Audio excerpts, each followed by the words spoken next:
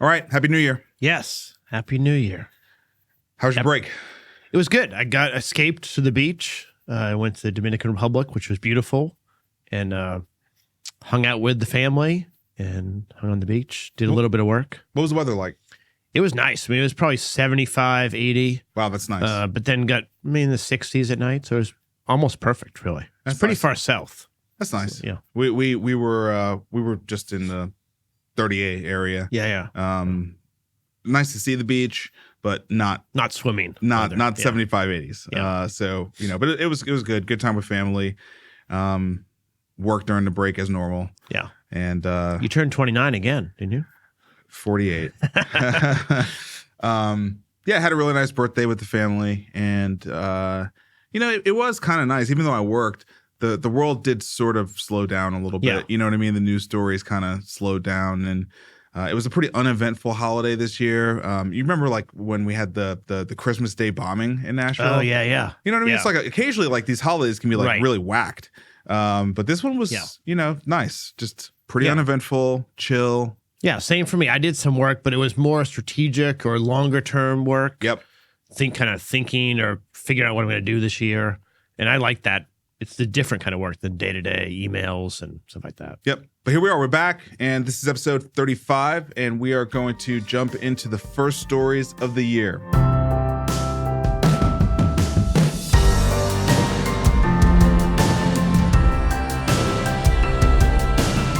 So, kicking things off with everything going on in the generative AI space. So, I subscribe to a Substack by a guy named Gary Marcus, who I think it's in Canada, and he's an expert in all things AI and writes a really interesting Substack that's not just about sort of the technology, but I think also about sort of the business implications and sort of the murky legal landscape of where we're headed with all these different AIs. And it's fun because he's got a skeptical take on a lot of it. And so he was all over this New York Times suit that rolled out before the end of the year, where the New York Times basically sued OpenAI for their models being able to show how output from GPT-4 basically looked exactly like, output from the actual New York Times, maybe a word here and there replaced, but largely copying what was found in the New York Times. And I think, for people who don't know how generative AI works, we don't know how generative AI works. I'm not sure people at OpenAI know how it works exactly. That's the thing about it, right? No one can. It's a predictive machine. That much we can say. And it is fed a ton of data, and it basically predicts what a response to a query or a prompt should be. But we don't actually know how it's working. And so we learn how it works really by the outputs, interestingly enough, right? And in this case, it is appearing to us that it does have the capacity to copy. So, Vic, you and I were having a bit of a conversation. We started talking about this, and we decided to hold off until we were live. Yeah. I don't know that it's I'm not sure I like the word copying.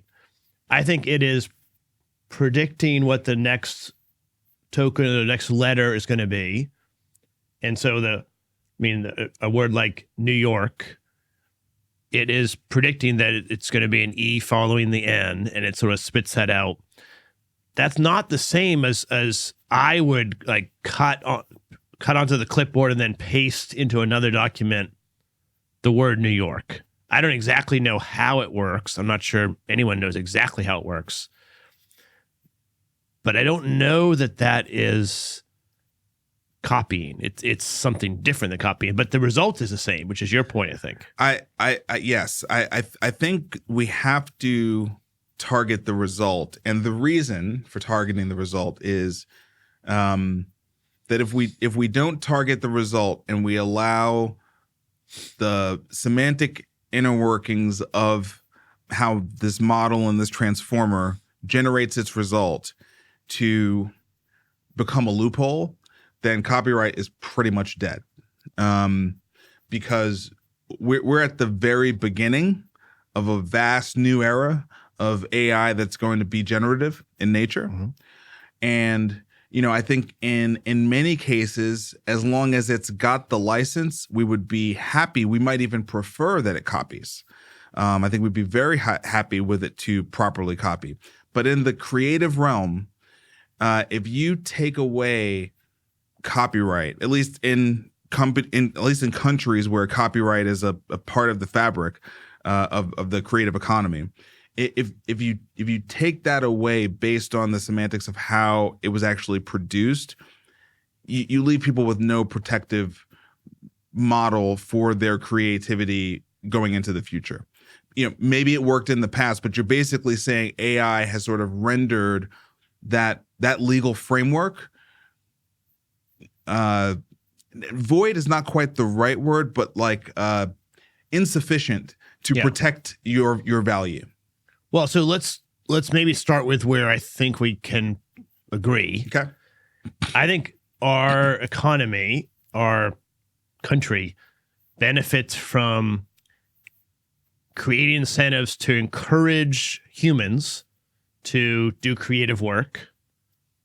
We were showing people that are listening right now, we're showing a Star Wars image, I think, and then 3 other images that look very similar from DALL-E about C-3PO. Mm-hmm. And at least I think our economy wants to encourage the next person to create a story like Star Wars. And the way that we do that in the free market is to hold out a carrot of a lot of money if they do that, and a lot of people like it. And so I think I agree that we should try to protect those incentives so that creative people have the incentive to keep making really cool stuff. How we do that, I'm not exactly sure, but I think that goal needs to be protected. Yeah, I mean, I love this example. Gary Marcus goes through a series of different examples. He starts with the GPT-4 and New York Times example, but then he goes into a series of different DALL-E, which is OpenAI's image generator tool. He goes into a series of DALL-E examples, and this one that we're currently looking at, you're not even using the actual words of the IP, so you're not using SpongeBob SquarePants. You're just using animated sponge, and somehow it derives from animated SpongeBob SquarePants, right? I mean, like that. The image that we're looking at right now, that's SpongeBob, right? But don't you think that's because the only animated sponge in the history of our culture, there's only one animated sponge, and so there is no other set of things to draw on in the training data. And so it expects that you want this. Well, I think that's the way that it could process it. I mean, there's a lot of implications to mapping the 2 words animated sponge specifically to SpongeBob SquarePants, to me, right? I mean, because I feel like it could say, okay, what does it mean to animate something? What does a sponge look like? And then animate the sponge. But that's not what it's doing. It's reaching back into its library of images, and it's fabricating an image that looks like an image that it's seen. And so you're correct that it's based on the training data. But man, that's kind of a problem, right? Because especially when it comes to image generation, the training data is definitely going to be limited. And it proves that, like, it's not what people think it is. Like, people think it's actually generating something, but it's not generating something based on its interpretation of words in a way that we would consider to be new, novel, creative, and intelligent, in the same way humans are. Like, the fact that the rendering looks just like SpongeBob SquarePants, that's not I don't think that's what people think is happening behind the veil of DALL-E. Like, I get what you're saying, but for animated sponge to result in a SpongeBob image, that falls short of what I would expect to be happening under the hood. Not sure this is accurate, but I'm just going to try, and you can correct me where it's wrong if either of us know. But I don't think Dolly understands the meaning of animated sponge. I think it is taking that prompt input and then predicting what the user might want in an image based on lots of other images where the words animated and sponge were associated with an image. I think that's my, first grade level understanding of how it works. Yeah. And so it's not, I don't think it's the same as saying, show me an animated sponge, and it realizes that should be SpongeBob and then creates SpongeBob. I think it's much more pattern recognition. Like those words, animated sponge, have been associated with images very much like these before. And then I think it like pixel by pixel assembles it to match what it thinks the user is looking for or what it's predicting the user wants. Well, now whether we should regulate it, I think we should regulate it. Well, I mean, so let's just take a step back from regulating it for a second.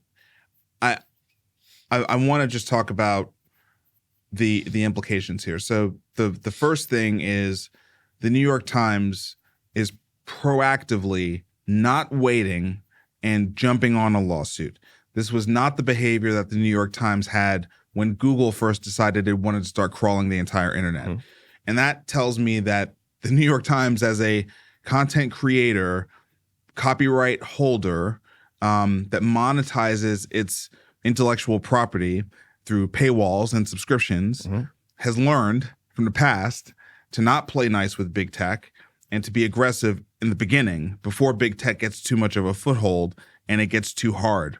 It's more like Pirated Music in the 90s. Yeah. It's more like that, where they're proactively trying to stop going it. right after this, right? So I think that's really interesting, and it's going to be something we're going to want to watch, because the implications for this entire technology are going to be wildly impacted by how this case goes. Either direction, it's going to wildly shift sort of the direction of this technology of generative AI. Now, let's just assume that the New York Times wins. Okay, let's just assume they win. That opens up sort of two new paradigms. One, the paradigm where you have technology companies partnering with, rather than, and yes, I'm going to sort of assert something, pilfering from content companies. And that has not been really what's been happening for the last at least 10, 15 years on the internet. It's largely been, except for in music, it's largely been technology companies pilfering from content companies, taking their stuff. So right now, if you go search pretty much any search engine, right, you'll get the answer to the question on the search page, because they're pulling the answer from the web page, and they'll let you sort of look at it and look at there's like a little box. It's a little box. Yeah. Drop down the box, never leave the search result page. Read all the information, and then they give you a link to click, but usually you don't have time. It's like you got your answer. You're good to go, right? So I think if the New York Times wins, it opens up this path for all these content companies to create licensing models that will greatly sustain them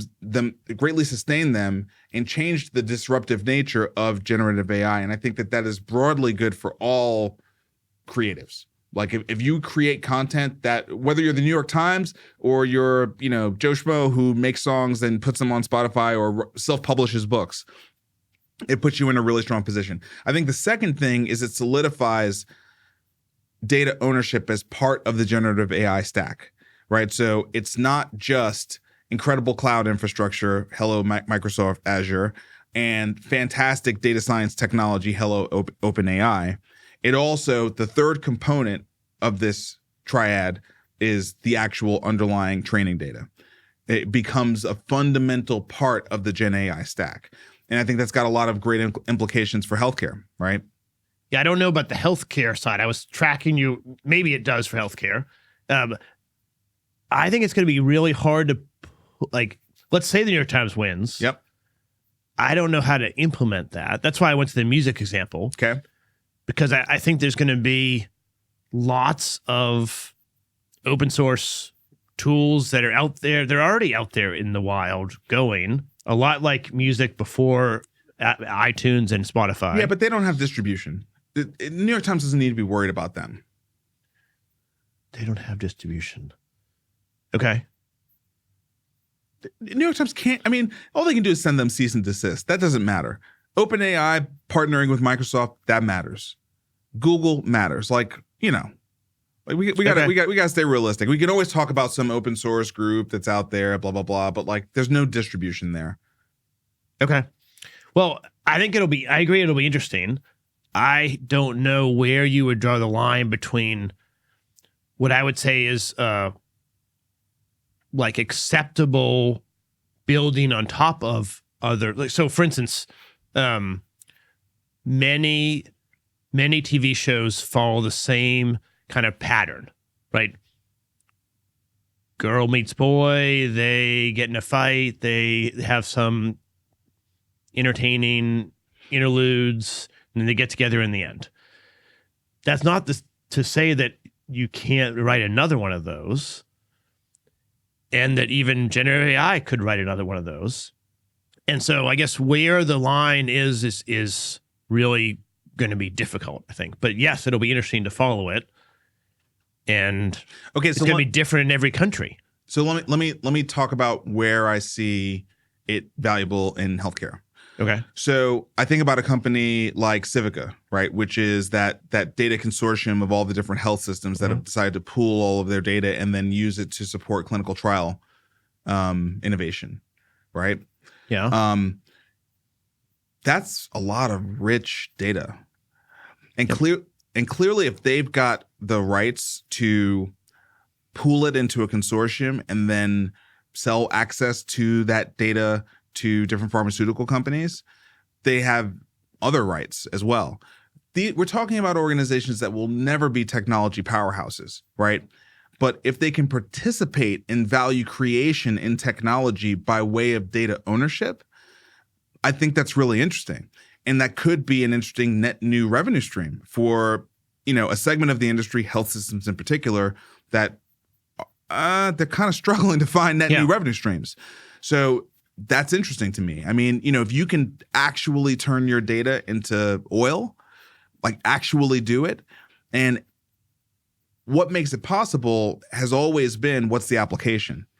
And it's been a long time since we've had an application as desired as GenAI.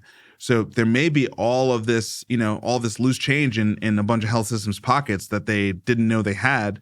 But if they can get their data organized, get it cleaned up, and if they've actually got the rights to it, it could be a plugin for them. Yeah, I'm in favor of that. I'm worried that they will just like hold that golden data and not do much with it. And then it just delays everything. Like innovation doesn't move forward because, I don't know, greedy health systems are fighting with greedy tech companies and the patients lose. Yeah. Well, I mean, I think that's why I was pointing out Civica, right? Because I think Civica is kind of they're trying to work on it. Yeah, exactly. Yeah. Like they, they've managed to get all of the different health systems to agree to some level of data sharing and data integration, really for the purpose of monetization. I mean, you could also say it's for advancing healthcare and things like that, but they're not going to do anything for free.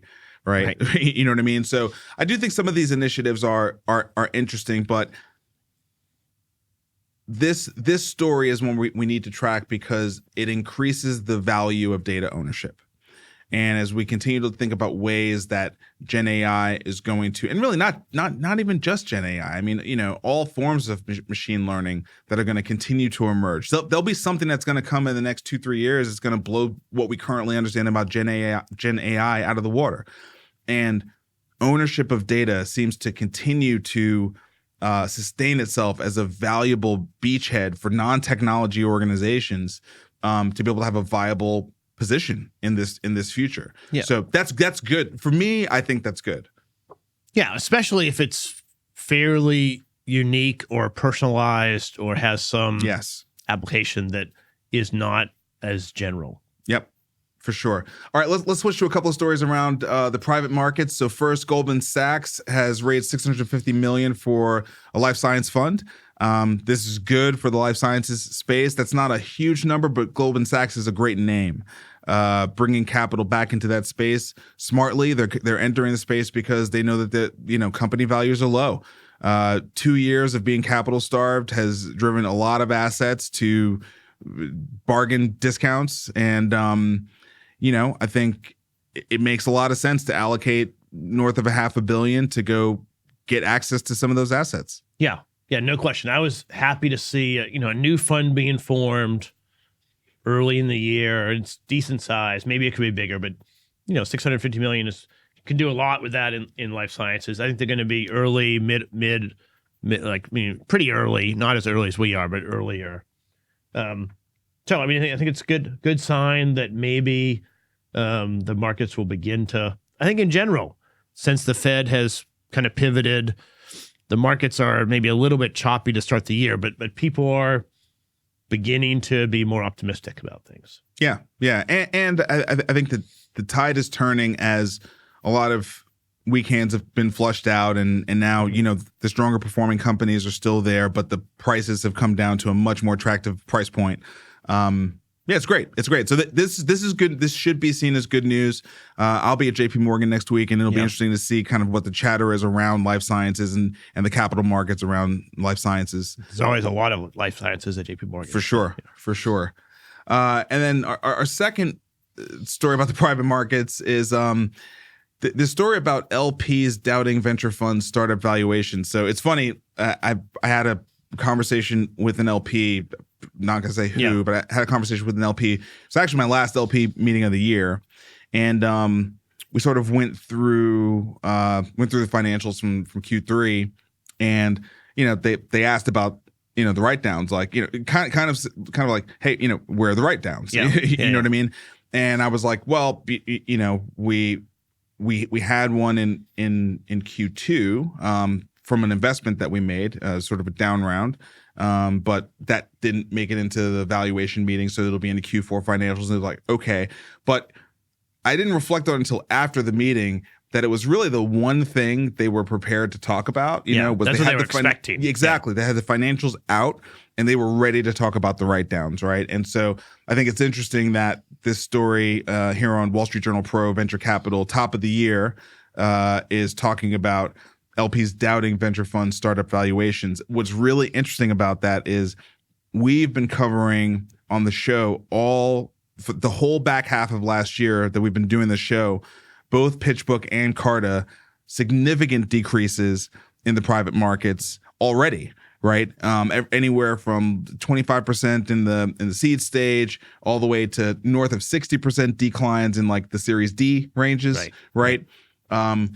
And even with those markdowns, LPs are doubting startup valuations. So I think that's interesting. Yeah, I think it's a shift in the balance of power, right? So for a long time, LPs were really trying to get access to the top quartile, top VC funds, and they were not willing to be so, I'm going to say aggressive, like really trying to push for much more clarity on the valuations.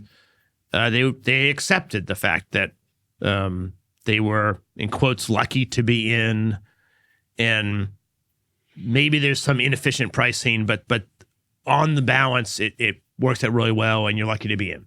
And I think those days are over, and it's going to be much more performance-based, much smaller funds, more transparency. Yep.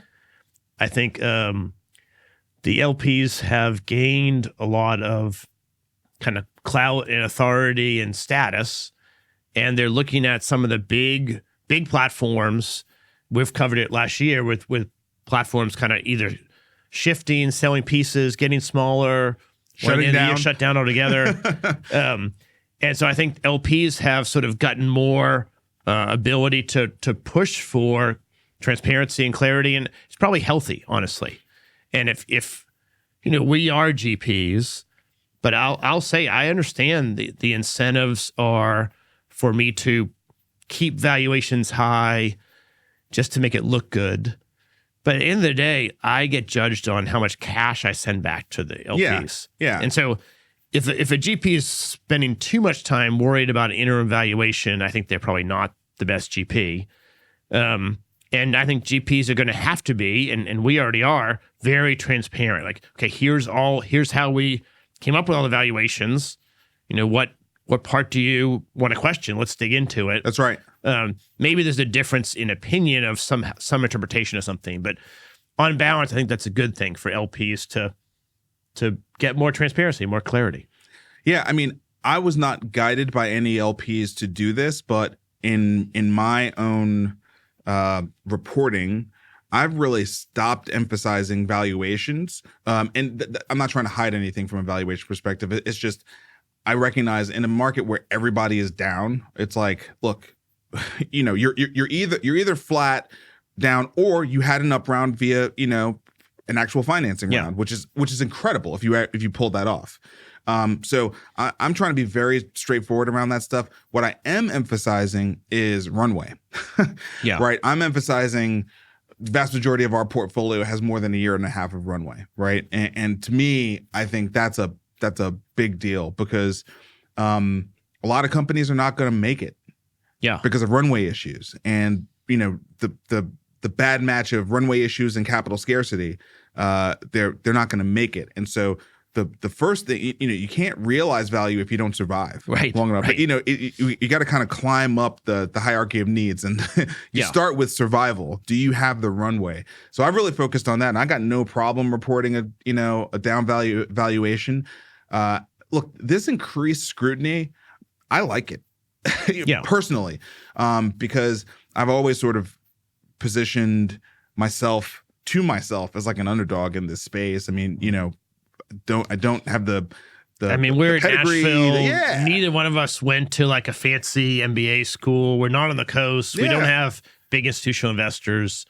Neither one of our daddies were, also in the business and make introductions. So can't it's good play for those us. games. Can't play those games anywhere. The transparency and level of the playing field is good. That's right. So I kind of like that. All right, let's shift to a couple of stories around how the rest of the world can help America. So still in the world of finance, this was a story in the Wall Street Journal on Jan 1st. And I actually was really happy that you shared this story with me. So the headline is Japanese investors return to overseas real estate with lessons learned from the 1990s. And basically, a bunch of Japanese investors have decided to come back to America and, again, buy a bunch of discount assets. And this time it's commercial real estate, which is incredibly good because we're wondering, with all this refinancing, the loan-to-value fiasco that was looming, who's going to buy this stuff? Who's going to step in and do it? Yeah, who's going to buy this stuff? We covered Westgate Mall in San Francisco. They just left the keys. Right? So it's like, who's going to buy this stuff? And you found this article and this chart that's in the article of Japan's commercial real estate investment in the Americas, the growth from 21 to 22 to 23. So less than $1 billion in investment in 2021, north of $1.5 billion in 2022, north of $3.5 billion in 2023. And we know that $3.5 billion in 2023 spent like $5 billion. Right. Right? So they were buying great deals. And I think 2024 is going to have more great deals to offer them, quite frankly, right? Yeah. So the reason I wanted to bring it up, I think it's a good sign to start the year that the Japanese institutional investors are looking for bargains, honestly, but willing to invest capital in the U.S. Unlike the 80s, I mean, part of the story, and you saw from the headline, they're not buying like the name brand marquee thing. They're shopping for long-term value, and that's probably great. It's more sustainable. My belief is that they're maybe shifting a little bit away from China real estate and towards American real estate, which also is great. They don't talk about that in the article, but it's good for us. Yeah. So I think you're exactly right. We have lots of challenges in commercial real estate valuations and debt refinancing, but equity buyers there will help the market clear and bring clarity. We good. Yeah, and it's a nice backstop to our banks. Yeah. I mean, gosh, we need, the Fed. And look, we haven't talked about it, but we probably should. I will not forget that we did an episode called "The Fed Did What," where we talked about, the hikes and just like how much pain it was putting us on us and everyone. Yeah, and look, it's January of 2024, and it does feel like Jay Powell and the FOMC has managed to guide us to a soft landing. And it's like they held the rates sort of exactly at the right time, right when everyone was just sort of feeling like it was too much. They stopped there, and the inflation started to decline in the back half of the year, along with 5%, 6% GDP growth. And look, they kept the discount window open from the moment the SVB thing went down. And I know that it's growing, but look, that BTFP. Yeah. That was really important in March to keep the whole thing there would be so many working. banks under now if they didn't put that program in place. Yeah, and it's still growing. There's still little challenges in the banking system, but I think they have plenty of capacity to keep that open for a long time. Yeah. So, gosh, I mean, yeah. So I agree completely that the Fed has done a pretty good job reining in inflation and then doing their best to sort of turn to sort of execute a soft landing. I don't know that I'm ready to say like they hit it, but we'll see. I mean, the next few months, it's either going to slow turn and we'll be good off to the races. Sometimes the landing, you might not be that soft. Yeah, sure. But we'll see. We'll see how it goes. Yeah, I mean, it's premature to say they've hit it. However, the sky is not falling right now. Yeah. And the stock market's producing, and companies are executing, and capital feels like it's starting to flow again. Yeah. Right. It's getting back to flowing. I think that's right. Yeah. A bunch of assets have been repriced. They really needed to be repriced, especially given the run up that we had from all the Wall Street bets craziness. Mm-hmm. And look, I mean, it feels like 2024 could be an up year from 2023. It could be an up year, and that's all we can ask for. If we can get a slightly better year than we had last year, especially in the private markets, like that'd be great. Yeah. That'd be great. Yeah. Okay, so one last story before we take a break. This is a story from FreeOp, which is a think tank. A friend of mine who's in the Aspen Institute Health Innovators Fellowship with me, Ovik Roy, who's Ovik's been a speechwriter and a strategist in the conservative space for a long time, and he started a think tank. And they cover a lot of different things all around sort of the importance of opportunity, but healthcare is one of their big areas. Mm-hmm. And they put out this really cool Substack. But this article that they put out called "A Fix for the Coming Physician Shortage," it caught my eye because it talks about policies that have happened in Tennessee that I didn't know about. Yeah, me either. And this is why you track these different think tanks, because they're tracking all this policy stuff that flies under the radar. But apparently, both Tennessee and Alabama, two southeastern states that you would, I think, typically associate with being really hard on immigration, have actually passed laws that will expedite international medical graduates to enter the workforce, allowing them to practice without repeating residency if they meet certain criteria. So basically saying, we know we're going to need more clinical workforce, and we're willing to take in more international clinicians and expedite that process to meet that need. So I just found that to be really interesting. Not only that there's policy happening, but that's happening out of the Southeast United States. A lot of times if you're just watching too much CNN and MSNBC and Fox, like you can't even imagine that this kind of policy could come out of the Southeast. So I thought it was really interesting. Yeah, I think it's a great step. It's maybe more symbolic, I think, than it will really add a lot of physicians to Tennessee and Alabama. But it's great. And of course, I think if you have been trained as a physician and you pass an entrance exam and you can treat Americans, we should have anyone can come in. I think we need as many as we can get. I'd say the same with nurses and lots of other parts of healthcare. Mm-hmm. But I think it's a good first step. There's a lot of places that I think we could bring in more and more people to really help in areas that we have shortages. Mm-hmm. And one of the things that makes me hopeful for America is our attractiveness to immigrants from around the world. Like, people want to come to the U.S. If we could just get our act together and produce a clear way for them to do that legally. But, my grandparents came over as immigrants, and every immigrant then begins to sort of acculturize and become American. The great thing about our culture is it's not just one thing. Right. And so we can absorb a decent number of immigrants every year. Right. Given our birth rate, we need that. And other, like Europe and Japan and other countries, they don't have the same culture that can easily absorb significant percentages of foreigners like we do. And that's a huge advantage that Americans we're not really capturing today. We fight over immigration as a political soundbite, and that's not that useful. We have all these jobs, we need more people coming in, and I think every immigrant coming in legally and more avenues, more ways, more policies to bring them in is great.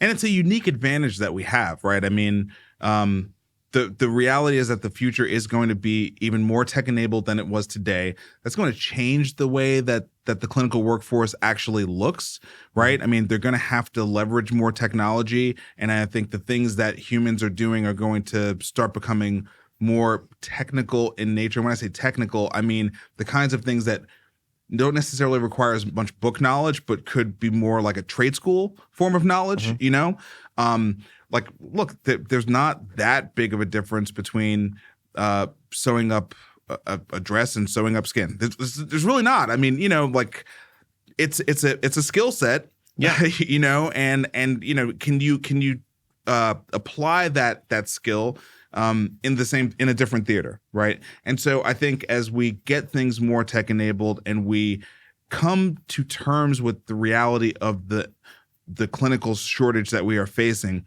we're going to have to be creative. That's just the reality. We're going to have to be creative in terms of how we're going to fill that gap. And I agree with you. America has a long legacy, a long history of being immigration friendly, and that has paid tremendous dividends to us economically.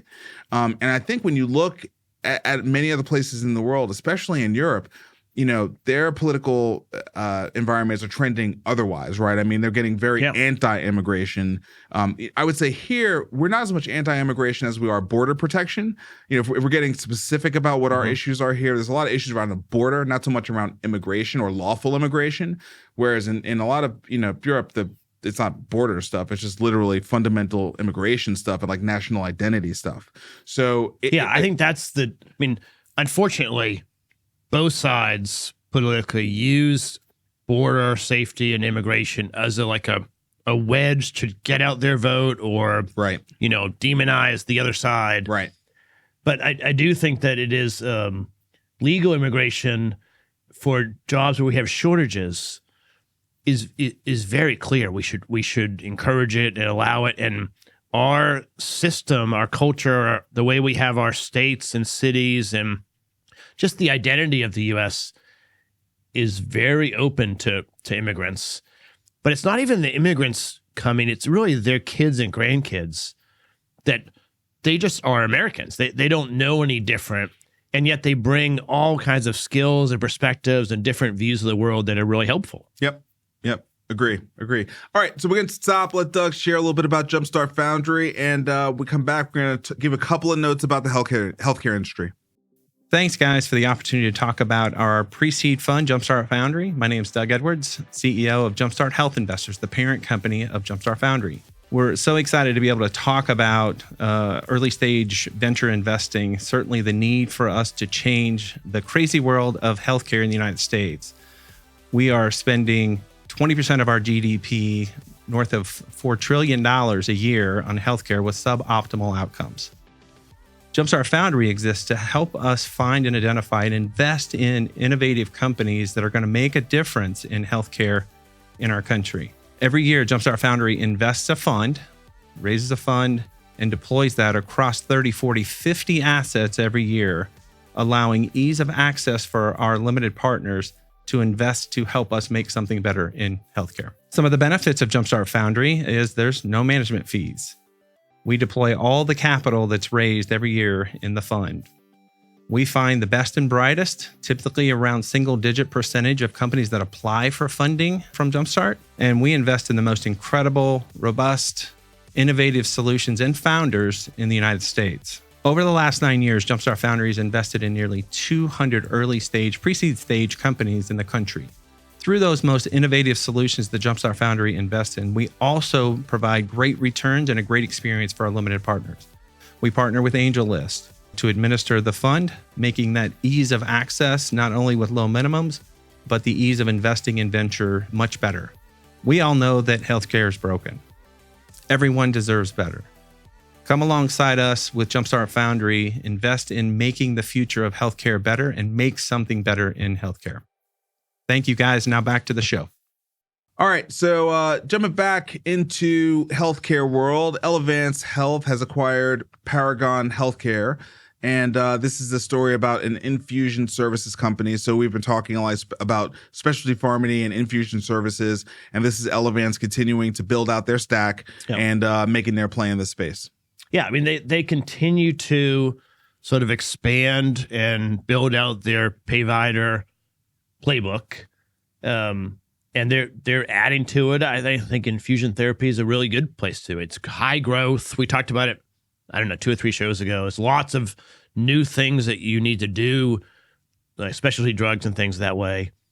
And them owning it is going to be really beneficial to their network. And I expect other payers are going to try to figure out something. Yeah, look. Starting off the year, January 4th, with a Payvider acquisition, I think we predicted there will be more and more Payvider acquisitions happening this year. So right away in the first week, that prediction coming true, and I think we'll just see more of this. Yeah.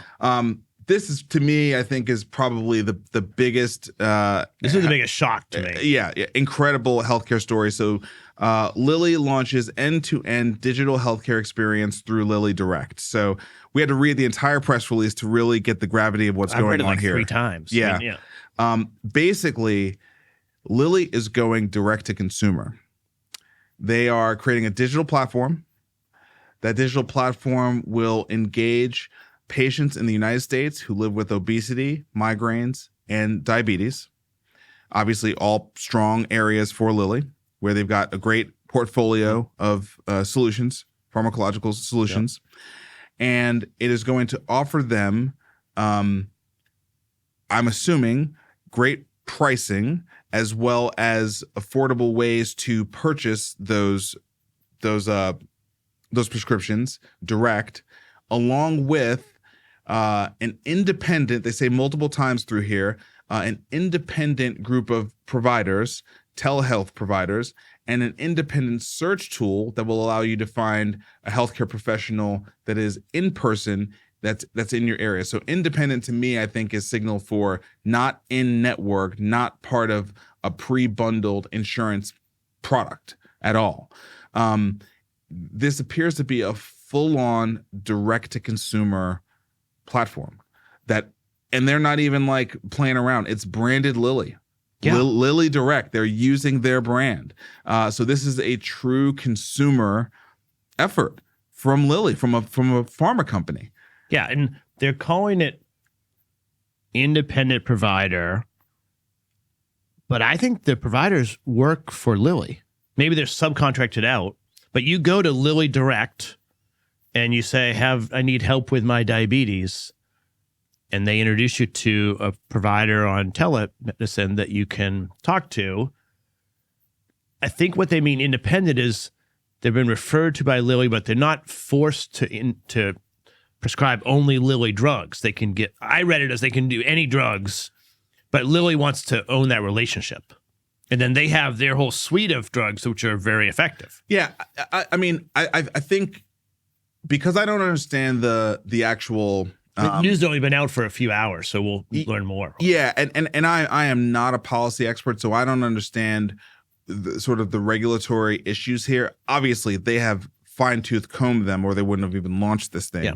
But I think the reason why they're saying independent is because this is more of a packaging of everything that the patient needs, as opposed to an owned relationship, right? So I think they're saying through this digital platform, we're packaging access to independent telehealth providers. To me, that those words feel very, very intentional, right? Access to independent telehealth providers, right? Which is probably absolutely okay for them to do, because you just package it in an app and it just directs you to a telehealth provider, right? I mean, there's actually not a requirement for there to be any official relationship there at all, right? And then they also say an independent search tool that allows a patient to find healthcare professionals. So again, to go in person, right? So, you don't have to have any relationship with those healthcare professionals, but they probably have access to a directory, and they've created a search tool that makes it very sort of easy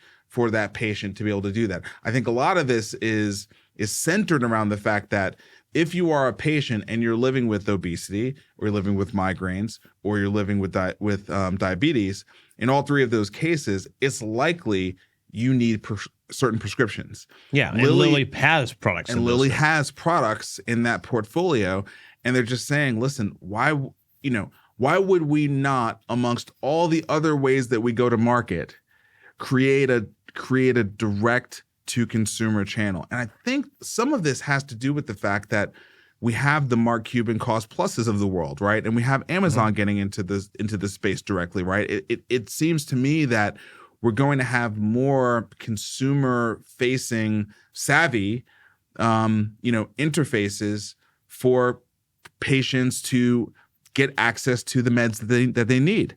And Lilly seems to be a pharmaceutical company that realizes that and says, we got to get in the game. We got to get in the game and at least learn by doing. You know, there's no question that it's on the same trend as empowering the consumer.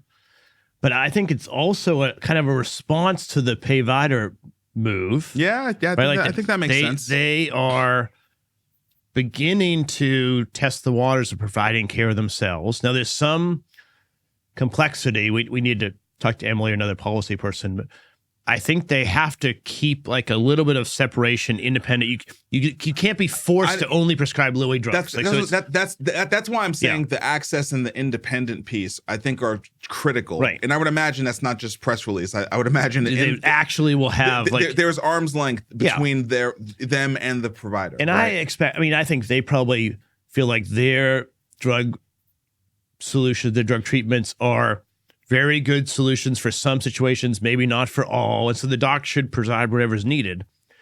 What also is kind of interesting is there's this, I don't know, it's a trajectory, I guess, of it used to be that the pharmaceutical sales reps went around and they sort of like catered to the docs, tried to educate them. It got to be like a lot of gifts and not great things going on. And then that got sort of squashed. But sort of simultaneously, I don't know if it was related or not, but they started doing lots of TV ads, which are super annoying for me because I don't want to watch the TV ads particularly. Right. But they spent a lot of money on TV ads. And this feels like the next extension, right? They're just sort of, they're cutting the doc out altogether.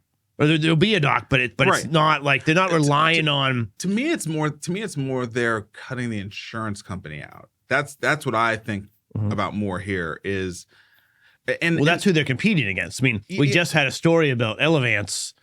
That's what I mean. Right. That's what I mean. And that's why I think your point about the payviders is the right angle, response right? to that. Because so just to read this sentence here in the press release, by obtaining medicines directly from Lilly, patients can easily access Lilly's affordability solutions, and saving card opportunities are automatically applied for patients who qualify.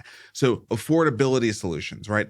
That's saying we're going to make a suite of affordability solutions that are going to be direct between us as the pharmaceutical company and the consumer. that's wiping out PBM. That's wiping out insurance company. That's wiping out pharmacy, right? I well, mean, it might be, it might not be. I mean, you can, I mean, not. But when I say wiping out, I don't mean wiping out. I mean, in this Lilly Direct product, you don't, the patient doesn't have to go through those things. That's what I mean. You don't have to go through those things through this vehicle. Yeah, that's right. I think that over time, it's likely that Lilly and Novo Nordisk and Johnson & Johnson and probably someone I can't think of right now will begin to sort of build out their full stack of services. Eventually, they'll have likely an underwriting model. And I think the payviders we've already talked about a lot are going the other way. The group that's not really present is the actual providers themselves. They haven't really expanded much yet. Maybe this year people will. So that was the really this was the shocking story this week to me in a good way. I mean, it's a positive story. And let me tell you the other thing that I think is really interesting about this is it's Lilly moving into disease-specific digital health, right?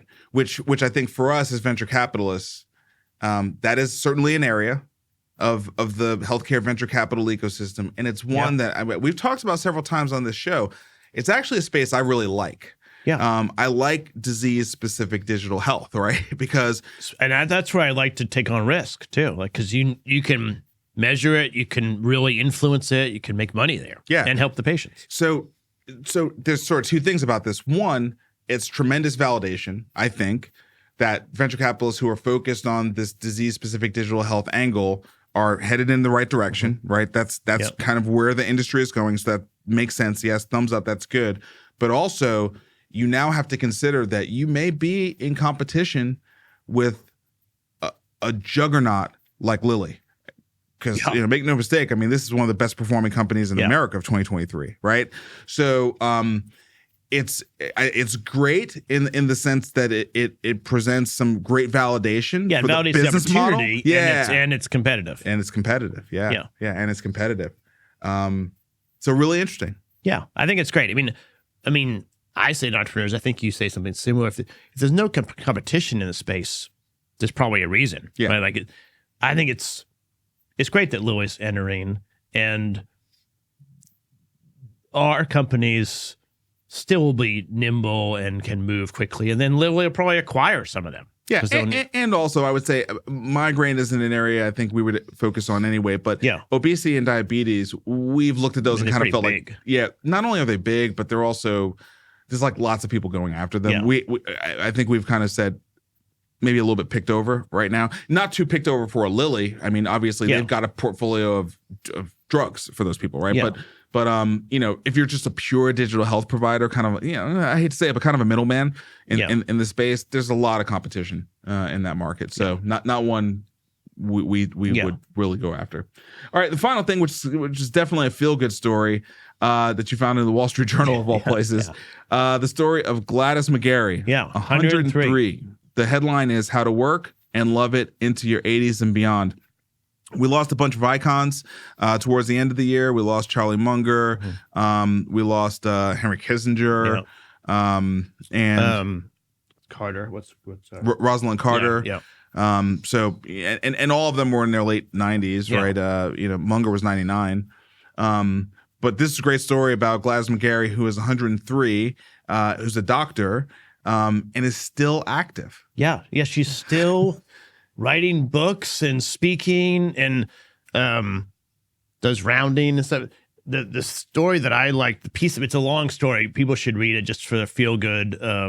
Whenever I'm tired and feel like it's a long day, Gladys is 103 and she's still there working. Yeah, they got pictures of her on her bike. Yeah, she's on a Zoom call, hanging out with her family on a Zoom call. She's signing a book. Presumably, she wrote the book. She's signing a book.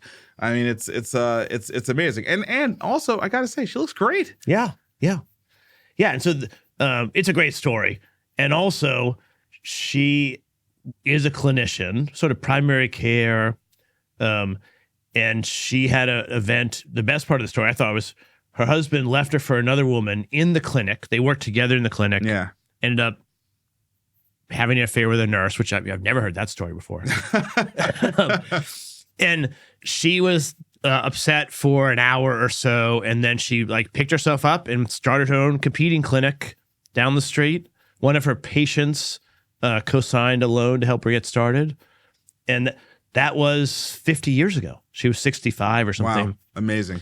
So, I mean, 65 and starting a new career, new life, divorced, except now she's 103. So 60, that was a long time ago. Anyway, so when I'm complaining about my aches and pains and work I have to do, I'm thinking of Gladys. Yeah, and I think that, you know, the theme of the article, which is, you know, helpful for us. This is a work podcast, right? I mean, you know, you and I, the listeners don't really know what time of day we record this, but we finish a day of work on a Thursday, and then we sit here and we try to like go over everything, and then we start recording at, you know, 5 or 6 today, late, you know, after 6 p.m. And look, it's late, it's work, but we love what we do, you know, and I could only hope to live to 103. But I don't necessarily, I don't desire an end to come to the work that I'm doing. You know, I mean, I love the work that we get to do, working in healthcare innovation, working with founders, working with healthcare organizations, helping patients. And I think specifically for her, or even for Munger or Sandra Day O'Connor. I mean, you know, you think about these icons and how long they lived and how much their lifelong work ethic was tied to their long life, right? Yeah. And I don't know, it gives me a lot of hope because you spend a lot of your living days, your waking time working. Yeah. And it's nice to know that it's not that work isn't necessarily something that is robbing you of life, as so many people try to frame it as, but it could be the thing that is sustaining and extending your life. Yeah, I think that's right. I mean, I like the work that we do. I would do it, you know, even if I didn't get paid for it. I'd have to figure out some way to make money. Right. But I mean, I have 2 boys. We both have 2 boys. Yep. They're in college and high school, and I'm trying to get them to just follow what they really are passionate about, what they like, and then they'll figure out a way to make money. Because you'll end up being curious and looking into it and kind of digging into it, and then you spend a lot of hours, but it's not so torturous. I think that has worked well for me, and I think it worked well for Gladys. For sure. So this link will be in the show notes. This is a feel-good story. I think we're going to try to include more feel-good stories in 2024. That's a resolution for ours, for our little podcast here. So do read this. It's a great story. And look, we hope that you all had an amazing break. You got some rest.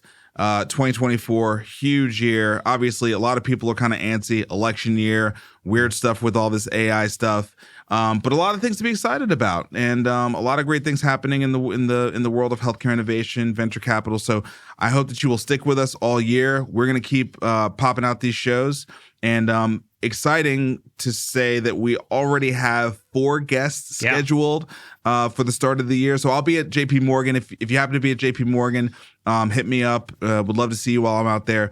But you know, we're planning on doing a lot of guest episodes, not in place of these weekly roundup shows that we do, but in addition to. So you'll start to see 2 shows a week, many weeks of the year. And we're just excited that you're here with us. We'll bring domain experts in to, you know, help us think about different issues. Yeah, because you and I are certainly not domain experts. Right. Anyway, well, Vic, thanks for putting together another great show, and 35 down. Yeah, have fun at JPM. Thanks, man.